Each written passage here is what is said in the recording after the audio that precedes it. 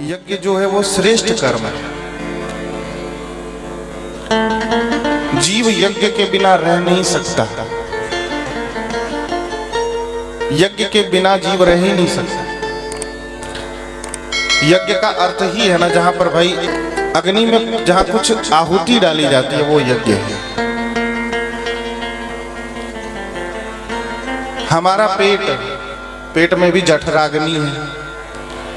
जब हम भोजन करते हैं तो उस अग्नि में ही तो आहुति डालते हैं, तो हमारा भोजन करना भी क्या है, यज्ञ है।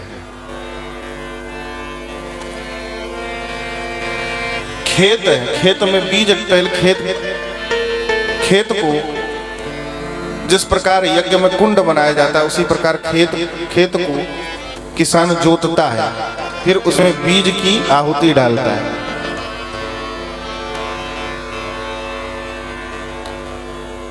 तो जीवन यज्ञ के बिना नहीं चल सकता। यज्ञ श्रेष्ठ कर्म है, जहां आहुति के माध्यम से देवताओं को उनका भाग दिया जाता है,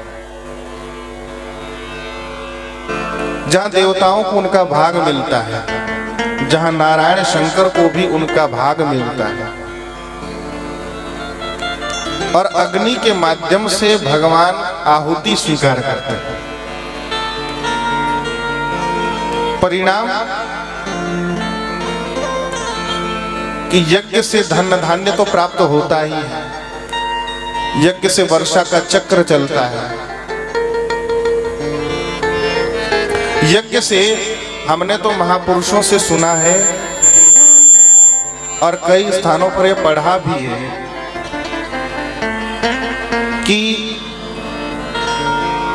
वेद लक्षणा गौ माता, जिसे आप देसी गाय कहते हैं, देसी गाय के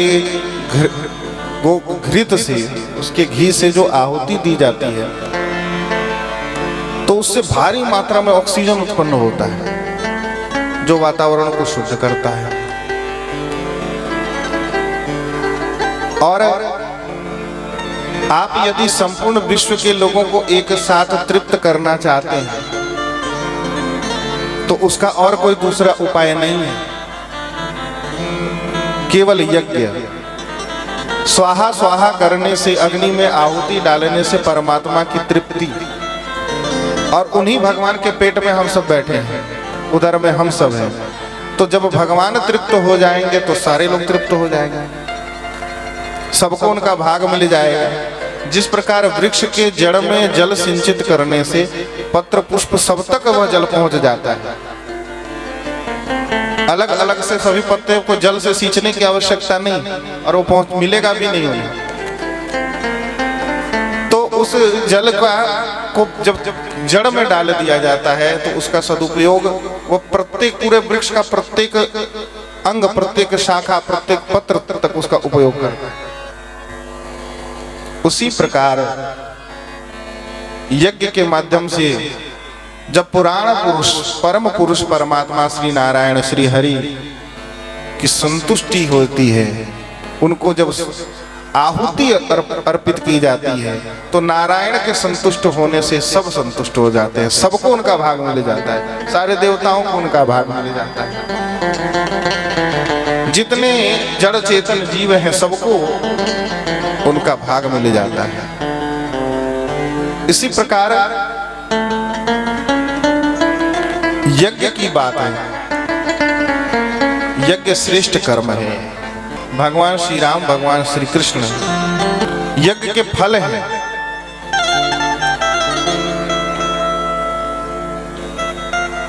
वशिष्ठ जी के पास जब दशरथ जी गए तो उन्होंने पुत्र काम यज्ञ कराया। कौन सा यज्ञ? पुत्र काम यज्ञ। श्रृंगी ऋषि ने पुत्र काम, पुत्रेष्टि यज्ञ के लिए श्रृंगी ऋषि पधारे। श्रृंगी ऋषि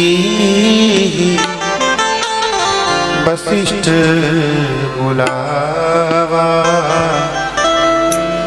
पुत्र काम यज्ञ करावा। श्रृंगी ऋषि वशिष्ठ बुलावा पुत्र का मैं शुभ यज्ञ करा। श्रृंगी ऋषि वशिष्ठ बुलावा पुत्र काम यज्ञ करावा। श्रृंगी ऋषि वशिष्ठ बुलावा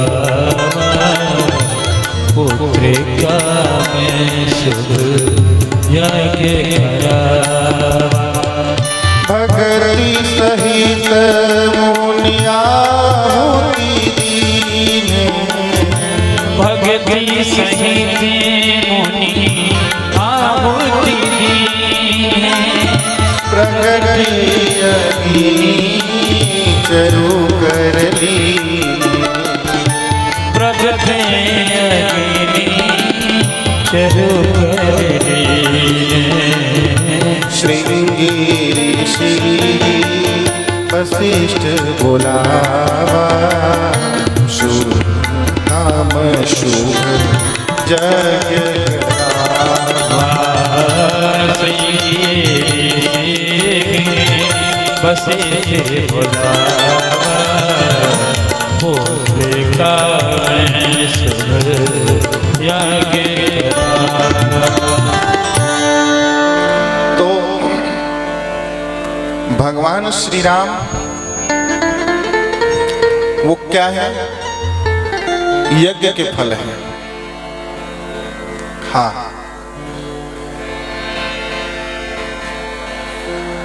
यज्ञ के फल हैं भगवान श्री राम। भगवान श्री कृष्ण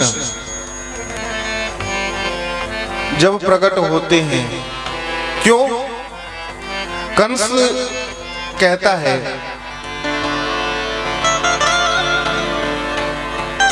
कि जो विष्णु है, विष्णु का बल कहां से बढ़ता है? विष्णु का बल बढ़ता है यज्ञ से, गौ से। इसलिए यज्ञ कर्म बंद करा दो।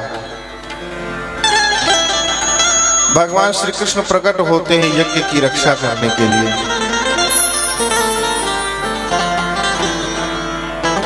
यहां तक कि भगवान श्री कृष्ण ने महाराज युधिष्ठिर से भी राजसूय यज्ञ कराया।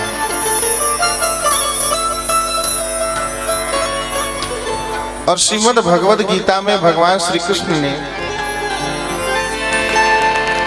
यज्ञ के बारे में बहुत अद्भुत बातें कही। जो यज्ञ का अवशिष्ट ग्रहण करता है वह पापों से छूटता है।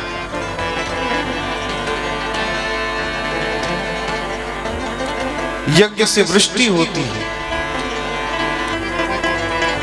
यज्ञ करके खाने वाला पुण्यात्मा होता है। जो बिना यज्ञ किए खाता है वह चोरी का खाता है।